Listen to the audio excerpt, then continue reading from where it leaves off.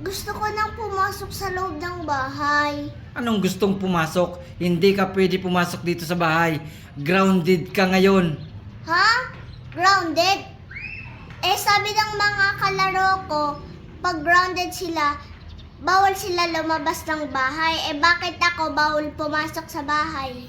Syempre, kasi wala ka nang ibang ginawa dito kundi mag-cellphone lang ng mag-cellphone. Kaya diyan ka sa labas, grounded ka ngayon. Pero Dad, gusto ko nang pumasok sa bahay. Hindi ka nga pwedeng pumasok sa bahay. Grounded ka nga. O sige, pagpapasok ka dito sa bahay, anong gagawin mo dito sa loob? Magsiselfon. Yun na nga magsiselfone ka lang ng magsiselfone. Alam mo ba yun? Maghapon ka magsiselfone. Kaya nga, diyan ka na lang muna sa labas. Bibigyan kita ng ilang oras para maglaro diyan sa labas, ha? Anong gagawin ko sa labas? Ay naku, ang dami mong magagawa diyan sa labas. Pwede ka tumakbo, tumalon, makipaghabulan. Saan ako makipaghabulan? Sa aso? Ay, wag sa aso. Naku, wag doon. Baka makagat ka. Ang dami mong kalaro diyan, ha? Ang dami mong kalaro na pwede mong, makipaghabulan ka, makipagtakbuhan, makipagtaguan. Kasi kung dito ka sa loob ng bahay, masisira lang yung mata, kakaselfon mo. Nakain ako kalabasa.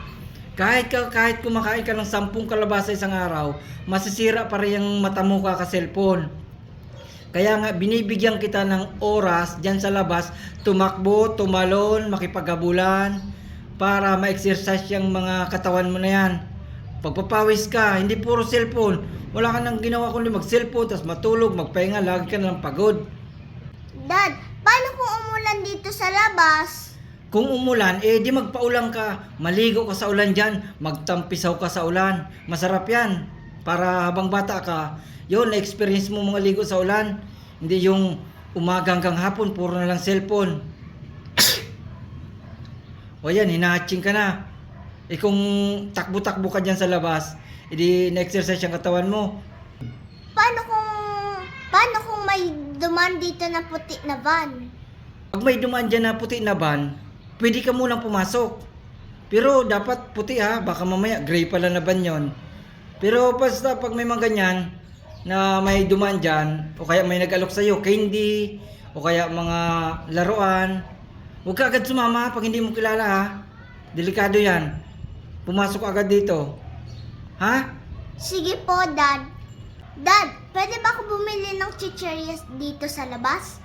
Hindi ka pwede magchichirya.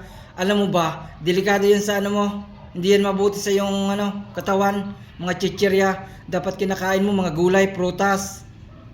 Paano naman kung may taho o ice cream? Pag may nagtitinda ng taho o kaya ice cream, di tawagin mo ako, bilang kita. Pero wag lang mga chichirya kasi hindi yan mabuti sa katawan mo. Dad, paano naman kung may duman dito na Bombay? Ano naman kung may dumaan na Bombay? Wala tayong utang sa Bombay. Padaanin mo, okay lang yon. Dad, masakit ang tiyan ko. Pwede ba ako mag-CR? O siya, sige, mag-CR ka muna. Pero bumalik ka dyan mamaya, maglaro-laro ka, takbo-takbo. Sige, pasok. Sige po, Dad. Yes!